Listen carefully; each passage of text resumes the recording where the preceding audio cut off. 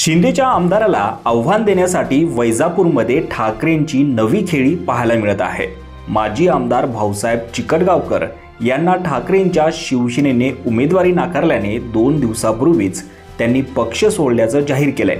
त्यानंतर वैजापूरमध्ये ठाकरेंचा उमेदवार कोण याची उत्सुकता शिगेला पोहोचली असतानाच ठाकरेंनी शिंदेच्या आमदाराला पराभूत करण्यासाठी नवी खेळी खेळली आहे। वैजापूरच्या राजकारणातील मोठे नाव भाजपाचे जिल्हा सरचिटणीस डॉक्टर दिनेश परदेशी यांचा येत्या 15 सप्टेंबरला उद्धव ठाकरेंच्या प्रमुख उपस्थितीत वैजापूरमध्ये ठाकरे गटात पक्षप्रवेश होणार असल्याचं वृत्त आहे।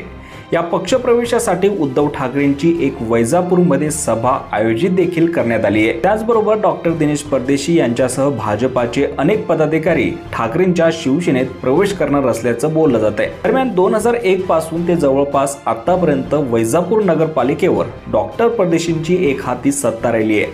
तसेच परदेशींनी काँग्रेसकडून यापूर्वी 2दा विधानसभा लढवली आहे। या दोन्ही निवडणुकीत परदेशींनी अगदी थोडक्या मताने पराभवाच्या छायेत राहावे लागले।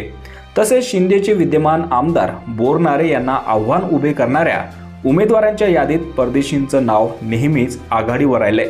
डॉक्टर परदेशी यांनी 2018ला भाजपात पक्षप्रवेश केला होता, त्यामुळे वैजापुरात भाजपाला संजीवनी मिळाली होती।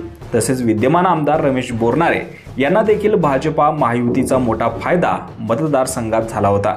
तसेच 2019च्या विधानसभा निवडणुकीत परदेशींनी माघार घेतल्याने तसेच शिवसेना भाजपच्या महायुतीमुळे तालुक्यातील छोट्या मोठ्या निवडणुकीमध्ये महायुतीने एक हाती सत्ता मिळवली होती। त्यामुळे परदेशींनी भाजपाला सोडचिठ्ठी दिल्याने विद्यमान आमदार बोरनारे यांच्या समोर मोठं आव्हान उभं राहण्याची शक्यता आहे। तसेच वैजापूरमध्ये भाजपाला खिंडार पडण्याचं चित्र आहे।